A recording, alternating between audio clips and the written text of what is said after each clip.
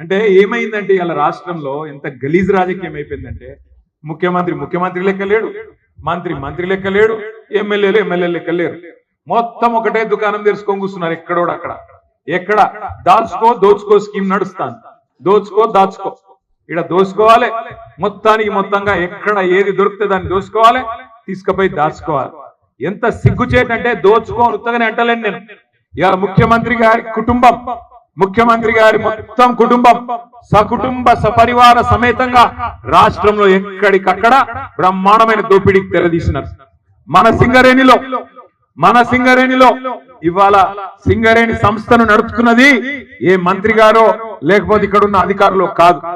ఇక్కడ ముఖ్యమంత్రి గారి కుటుంబంలో ఆయన బావమరిది సృజన్ రెడ్డి కనుసన్నల్లో సింగరేణిలోని ప్రతి కాంట్రాక్టు ఇక్కడ ఆయన్నే చూస్తా ఉన్నాడు. మీకు తెలుసు, సింగరేణిలో భారతదేశంలో ఎక్కడా లేని విధంగా సైట్ విజిటేషన్ సర్టిఫికేట్ అని కొత్త స్కీమ్ పెట్టింది. అంటే ఏంటంటే ఎరికేనా, సింగరేణిలో ఎవరైనా టెండర్ వేయాలంటే సైట్ విజిట్ కు రావన్నట్టు. వాడు జార్ఖండోడు కావచ్చు, బెంగాలోడు కావచ్చు, మహారాష్ట్రోడు కావచ్చు, తమిళనాడు కావచ్చు, దేశంలో ఎక్కడున్నాడు అని కావచ్చు, ప్రపంచంలో ఎక్కడోడన్నా కావచ్చు, వాడు సింగరేణికి రావాలి. వచ్చి ఏం చేయాలి? సైట్ విజిట్ చేయాలి. చేసినాక ఏం చేయాలి?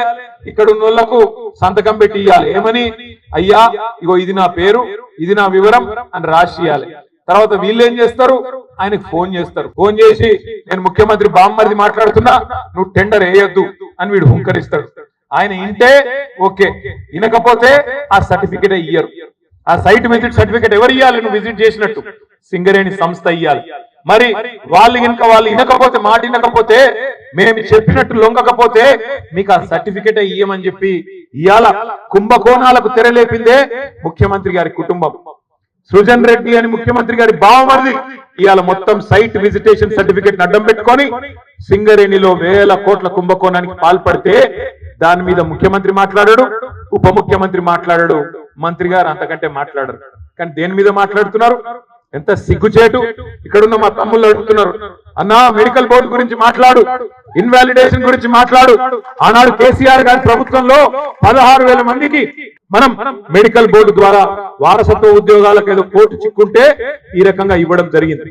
కానీ ఇవాళ ఏమైతుంది? సింగరేణిలో వారసత్వ ఉద్యోగాలు ఇవ్వకపోగా, మెడికల్ బోర్డు పెట్టకపోగా, ఇంకా మీదికెళ్ళి ఉప ముఖ్యమంత్రి గారు శాసన మండలిలో స్టేట్మెంట్ ఇచ్చిండు. ఏమని చెప్తున్నాడు? మనం గతంలో ఇచ్చిన 16,000 ఉద్యోగాల మీదనట ఏసీబీ విచారణ, విజిలెన్స్ విచారణ ఈ ప్రభుత్వం జరిపిస్తుందట. నేను దమ్ముంటే మంత్రిని అడుగుతా ఉన్నాం, ఉప ముఖ్యమంత్రి గారిని అడుగుతా ఉన్నా, దమ్ముంటే నీ బావమరిది సృజన్ రెడ్డి మీద వెంటనే ఒక సిట్ అయ్యి ఏసీబీ ఎంక్వైరీ అయ్యి, ఎవడు దొంగనో ఎవడు దొంగతనం చేసిండో బయటకు వస్తుంది. మీరు వేయాల్సిన విచారణలు మేమిచ్చిన 16,000 ఉద్యోగాల మీద కాదు. చేసుకుంటే అది కూడా చేసుకో, మాకేం ఫరక్ పడదు. కానీ ముందు ఇక్కడ మెడికల్ బోర్డు పెట్టు. మా తమ్ముళ్ళకి వేలాది మంది ఎవరైతే ఎదురు చూస్తా ఉన్నారో వాళ్ళ కోసం పెట్టాలి. పెట్టకపోతే తప్పకుండా సింగరేణి ప్రధాన కార్యాలయాన్ని కూడా బీఆర్ఎస్ తరఫున ముట్టడిస్తామని చెప్పి కూడా వారిని హెచ్చరిస్తా ఉన్నారు. మీరందరూ కదిలి రావాలి. ఖచ్చితంగా ప్రతి బొగ్గు గనిలో కూడా మళ్ళీ అగ్గి మండిస్తాం, వదిలిపెట్టం.